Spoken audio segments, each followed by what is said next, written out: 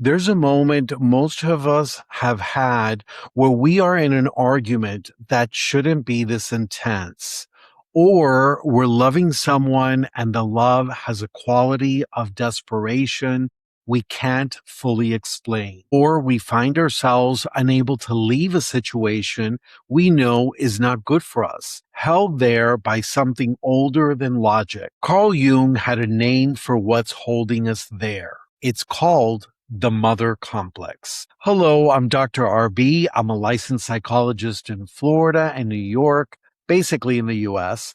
And I have spent more than 20 years working at the intersection of Jungian depth psychology, clinical practice, and the deep inner work of self-discovery. Welcome back. If you're new to my channel, I'm glad you're here. Today, I want to explore something I think is one of the most misunderstood and undernamed forces in the human psyche, the mother complex. And I want to do that in relationship to something most people in psychology talk about more readily these days, attachment styles. There is a conversation happening right now in therapy offices, in the consulting room, on social media, in the way people have begun to understand themselves about how we attach.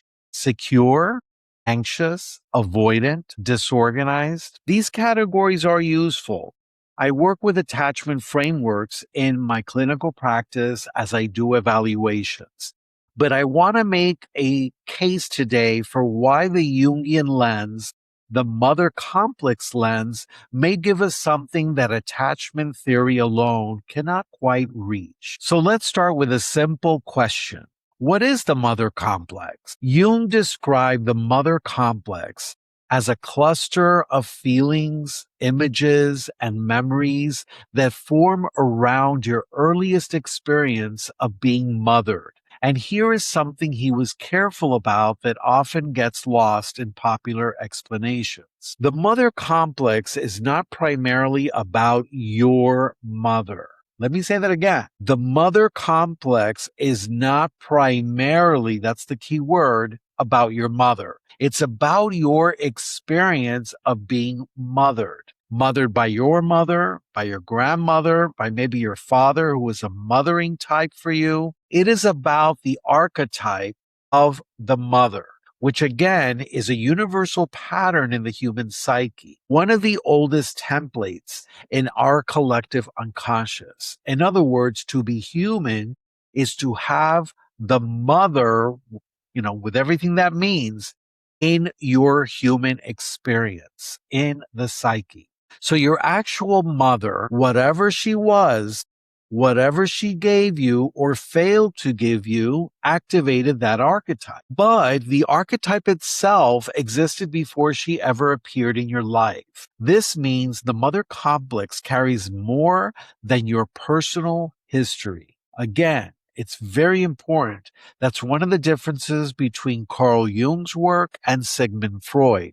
For Sigmund Freud, it was all about the personal unconscious. Carl Jung goes deeper into a collective unconscious. So it's really about humanity and what humanity carries. That's where the archetype comes from, or that's where it's developed. It carries the full weight of what it means to be held and nourished and protected, all things that are attributed to the mother. Well, the father you can attribute protection to the father as well, but mostly it's the mother.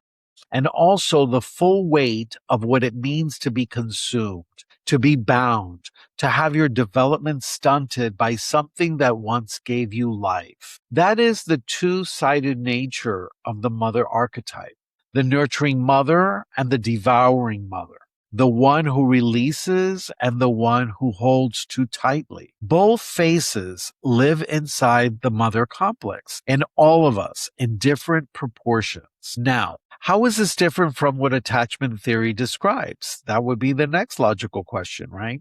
So when we talk about attachment styles, we're describing patterns of relating, anxious, avoidant, disorganized. These patterns are formed in early life through the quality of care we received from our primary caregiver. That is important clinical information, and it has genuinely changed how psychotherapy works. But here is the limit of the attachment lens. It is primarily behavioral and relational. It describes how you tend to behave in close relationships. It tracks what happened and how you adapted. It is excellent at identifying patterns. The mother complex asks something else entirely. It asks, what does it feel like inside you when you reach for comfort? What happens in your body when care arrives?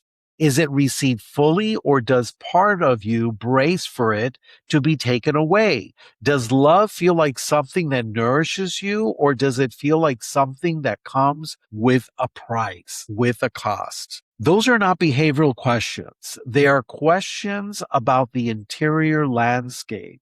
And that landscape was shaped, Jung argued, not just by what your mother did or did not do, but by the specific face of the mother archetype that became most real to you in your earliest years.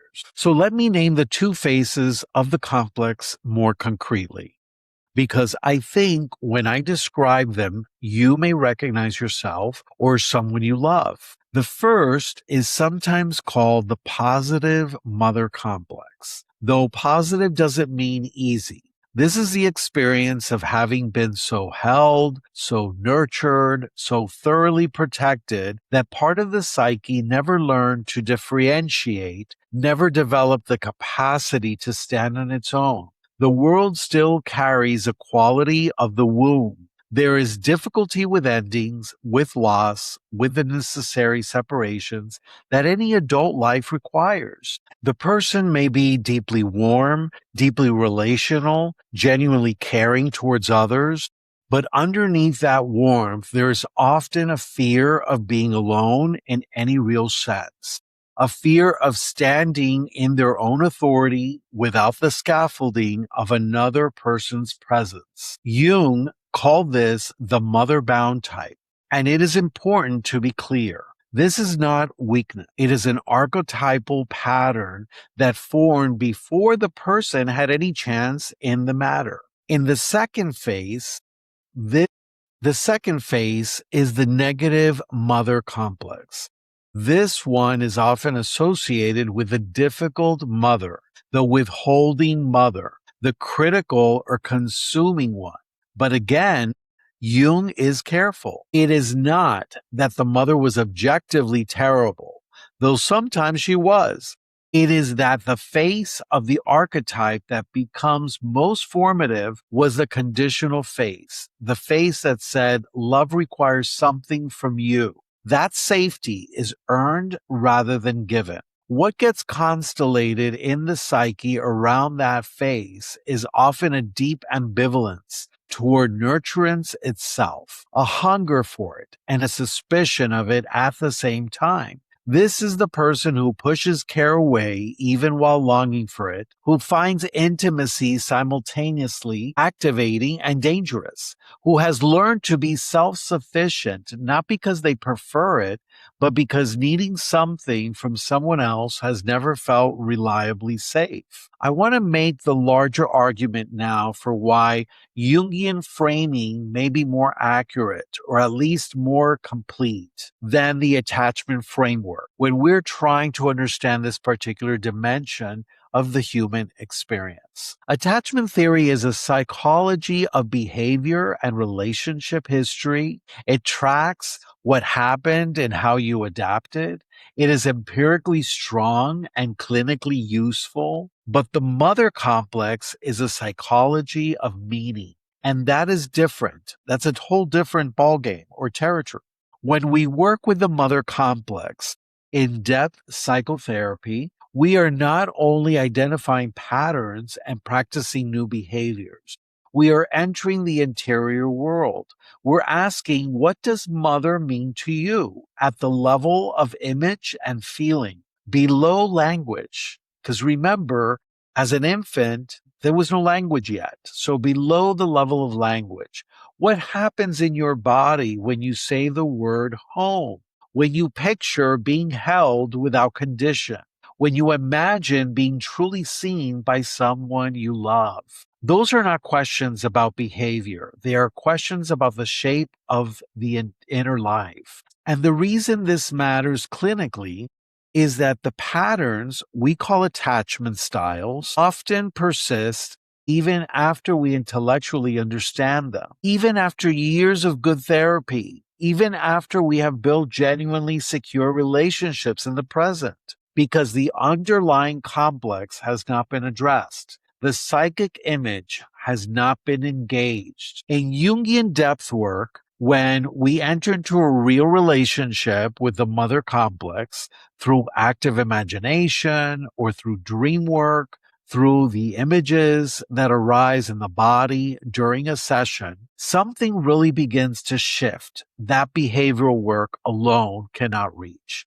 The inner image of the mother, the one that runs below conscious behavior, begins to differentiate. She becomes separate than the behavior. And as it differentiates, the external patterns begin to change in a more organic, less effortful way.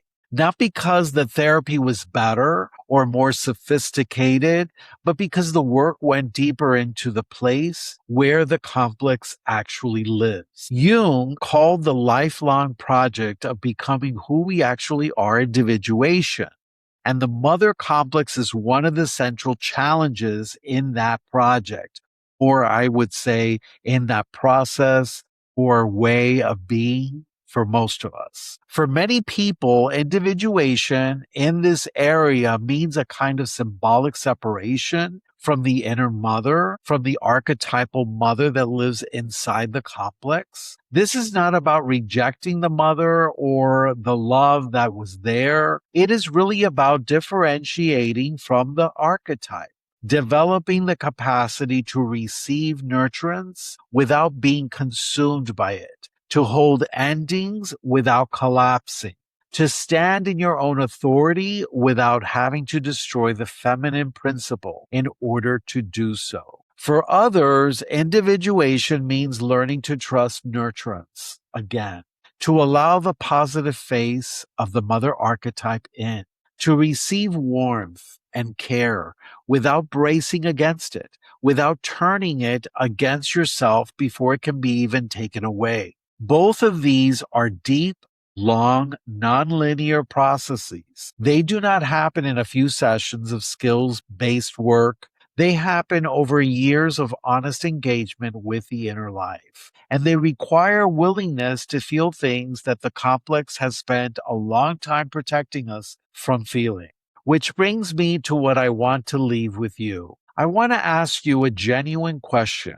The kind of question I ask in clinical work, and the kind I invite you to sit with on your own. What is your relationship to nurturance? Not the behavioral question of whether you are anxious or avoidant or secure in your relationships, but the deeper question. What does it feel like to be cared for? What happens in your body when someone loves you well and means it? Do you receive it fully, or does something in you brace, deflect, test it, or swallow it whole without being able to let it land?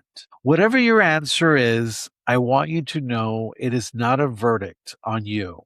It is information from the complex. It is the mother archetype making itself known, asking to be seen rather than suppressed, asking to be engaged rather than managed. Because the mother complex, like all complexes in Jungian psychology, is not a flaw.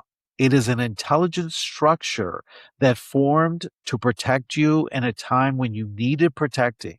The task of individuation is not to eliminate it, but to develop enough consciousness to meet it, to sit with it, to interrogate what it has been carrying on your behalf. That is the inner work, and it is some of the most important work any of us will ever do. Remember, you're guided, you're loved, and your path is sacred. Until next time, this is Dr. RB. Take good care of your soul.